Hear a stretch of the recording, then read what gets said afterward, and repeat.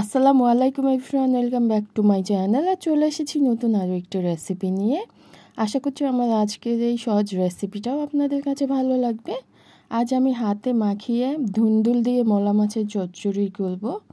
চলে যাচ্ছি মূল রেসিপিতে। একটি প্যান নিয়েছি, এখন দিয়ে দিচ্ছি এখানে প্রথমেই কাঁচামরিচ, 7 থেকে 8টি কাঁচামরিচ নিয়েছি। পেঁয়াজ কুচি দিয়েছি হাফ কাপ পরিমাণে, মরিচের গুঁড়া দিয়েছি 1 টেবিল চামচ পরিমাণে, হলুদ গুঁড়া হাফ টেবিল চামচ পরিমাণে, আদা রসুন জিরা বাটা দিয়েছি হাফ টেবিল চামচ পরিমাণে, 2 টেবিল চামচ পরিমাণে দিয়েছি সরিষার তেল।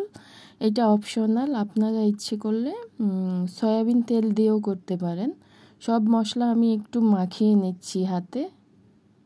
মেখে নেওয়ার পরে এখানে দিয়ে দিচ্ছি আমি ধুন্দুল, আগে থেকেই কেটে নেওয়া, পাতলা করে কেটে নিয়েছি। 2টা ধুন্দুল আছে এখানে।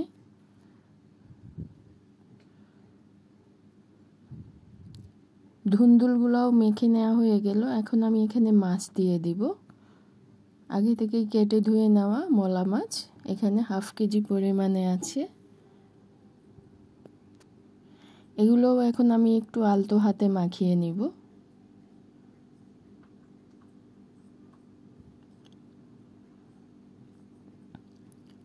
মেখে নেওয়া হয়ে গেছে, দিয়ে দিব হাত ধুয়ে পানি।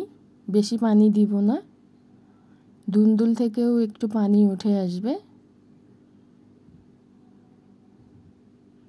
এখন একটু মিশিয়ে দিচ্ছি, পানি দিয়েছি যেহেতু। ঢেকে দিব।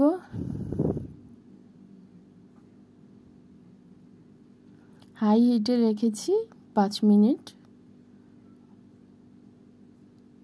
একটু নেড়ে দিচ্ছি, নেড়ে এখন আমি ঢেকে দিব পানিটা শুকিয়ে আসা পর্যন্ত।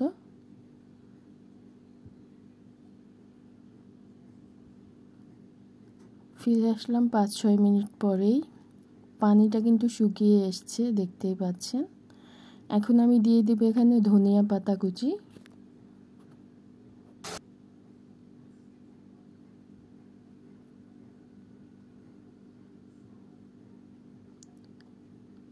এই তো হয়ে গেল আমার খুব সহজেই ধুন্দুল দিয়ে মলা মাছের চচ্চড়ি। আশা করছি আমার আজকের এই রেসিপিটাও আপনাদের কাছে ভালো লেগেছে। ভালো লেগে থাকলে প্লিজ একটি লাইক দিয়ে দিবেন। আর যারা এখনও আমার চ্যানেলটাকে সাবস্ক্রাইব করেননি, প্লিজ সাবস্ক্রাইব করে দিবেন। আজকের মতো এখানে বিদায় নিচ্ছি, আবার ফিরে আসবো নতুন কোনো রেসিপি নিয়ে।